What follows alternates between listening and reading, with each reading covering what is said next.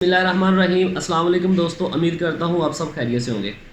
आज की इस वीडियो में हम बात करेंगे थर्ड मेडलिस्ट के बारे में और कुछ आप लोगों के यूट्यूब के ऊपर जो कमेंट्स हैं उनके बारे में। तो वीडियो शुरू करने से पहले आप लोग चैनल को सब्सक्राइब कर लें, लाइक करें और कमेंट किया करें अगर आपको कोई भी इशू आता है जिस यूनिवर्सिटी के रेलिवेंट। तो सबसे पहले बात करते हैं थर्ड मेडलिस्ट के बारे में। थर्ड मेडलिस्ट जो है वो हमारी लग रही है कल को।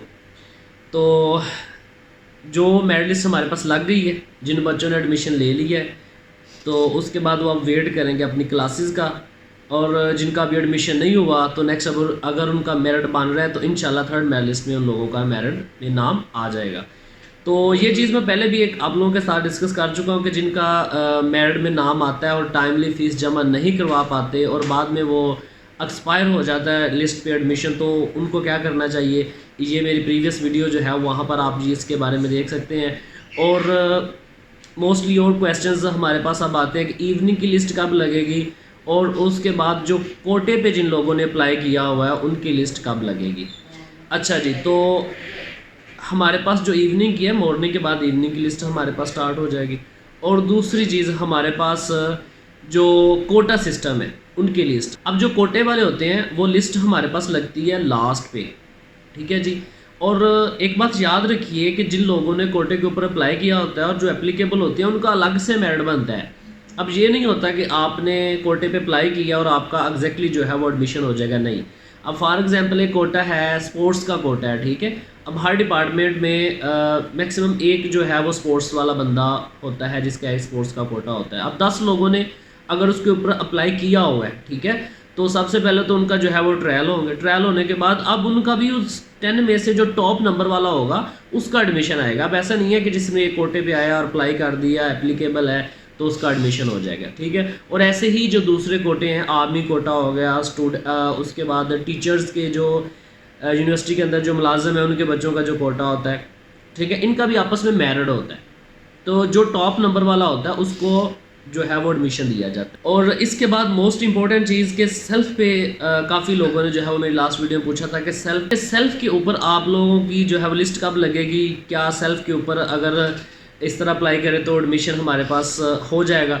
तो सेम इसी का भी प्रोसीजर है कि अगर सेल्फ के ऊपर भी लेट्स सपोज 10 सीट्स हैं, सेल्फ के ऊपर लोगों ने 10 सीट्स एक डिपार्टमेंट की हैं और उनमें 50 लोगों ने सेल्फ के ऊपर अप्लाई किया हुआ है, तो अब क्या होगा कि जो फर्स्ट 10 वाले हैं उनको एडमिशन मिलेगा, अगर वो नहीं लेते फिर उससे नीचे वालों को उठाया जाएगा। अब ऐसा नहीं होता, फिर वही बात रिपीट कर रहा हूँ कि आप लोगों ने सेल्फ पे अप्लाई कर दिया जी हम ज़्यादा पैसे पे करके एडमिशन ले लेंगे, तो ऐसा बिल्कुल नहीं होता। उसमें भी आप लोगों का मेरिट बनता है, ये बात क्लियर होगी। अब उसके बाद फ़ीस के हवाले से थोड़ा सा डिस्कस कर लेते हैं कि सेल्फ पे फ़ीस कितनी होती है। इसके बारे में भी काफ़ी लोगों ने इसके बारे में पूछा था और ये एक इम्पॉर्टेंट चीज़ है क्योंकि बाज़ औक़ात बच्चों को पता नहीं होता कि सेल्फ पे कितनी फ़ीस है और जब एडमिशन हो जाता फिर पता चलता है अच्छा इस पर इतनी ज़्यादा फ़ीस थी, हमने तो मतलब अफोर्डेबल नहीं है या व्हाट्सएवर कोई भी इसकी रीज़न है।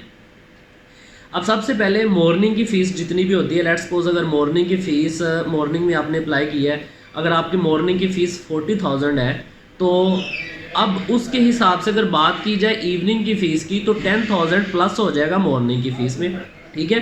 मतलब 10,000 मॉर्निंग की फ़ीस से उसका ज़्यादा होता है। और उसके बाद हमारे पास आती है सेल्फ़ के ऊपर। अब सेल्फ़ का जो होता है इसका 25,000 रुपीज़ जो है वो ज़्यादा होता है, सॉरी इवनिंग फ़ीस। सेल्फ़ की फ़ीस की बात की जाए तो इसका 25,000 जो है वो ज़्यादा होता है as compare to normal fees.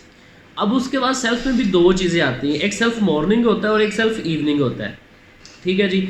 अगर सेल्फ़ मॉर्निंग में आपका नाम आता है तो इट्स मीन मॉर्निंग वाली फ़ीस प्लस 25,000, ओके। तो ये आपकी फ़ीस होगी सेल्फ़ मॉर्निंग की फ़ीस। अगर आपका सेल्फ़ इवनिंग में एडमिशन आता है तो तब आपकी क्या होगी, मॉर्निंग की फ़ीस सॉरी इवनिंग की फ़ीस जो कि मॉर्निंग में 10,000 ऐड करके इवनिंग की फ़ीस बनती है। अब इवनिंग की फ़ीस प्लस 25,000, इट्स मीन कि अगर 40,000 मॉर्निंग की फ़ीस है तो उसमें 10,000 अगर ऐड किया जाए तो इसकी अराउंड अबाउट बनती है 50 एंड 50 में 25 डाल लें तो 75,000 आपकी इवनिंग सेल्फ पे एडमिशन बनता है। तो ये कुछ इस तरह जो है वो इनकी फ़ीस स्ट्रक्चर का चीज़ें चलती हैं। और बाकी इसकी लिस्ट जो है वो अलग से लगती है। अभी जो लिस्टें आप लोग देख रहे हैं जो ओपन मेरिट के ऊपर लिस्ट लग रही हैं, को जो सेल्फ़ की सीट्स होंगी इनकी अलग से लिस्ट लगेंगी, जितनी भी इनकी सीट्स हैं उस हिसाब से इसको अवार्ड किया जाएगा। तो इसलिए वो लोग परेशान ना हो जो सेल्फ के ऊपर वेट कर रहे हैं।